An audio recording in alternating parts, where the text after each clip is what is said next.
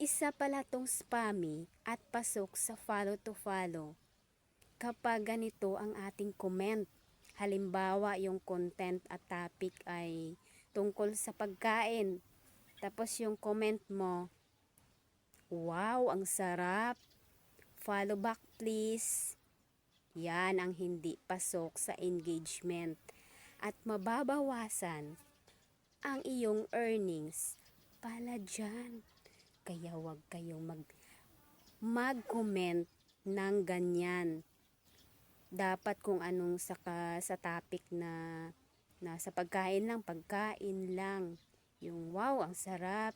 Wag nyo nang dugtungan ng mga kung anong follow back please, done, count me in. Kung hindi pasok dyan sa content at caption, dapat wag nyong ilagay dyan. Mababawasan pala yan ang earnings mo. Kaya hindi mo alam at magugulat ka na lang minsan na may bawas ang iyong earnings.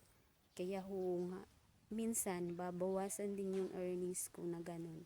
Magugulat ka na lang na may bawas. Halang, bakit may bawas? Ganun pala yan. Binabawasan pala yan ni Meta yung ganun yung spammy tawag dyan.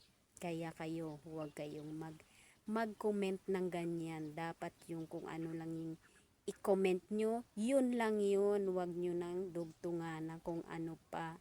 Or huwag kayong mag-comment ng mga ganyang spammy.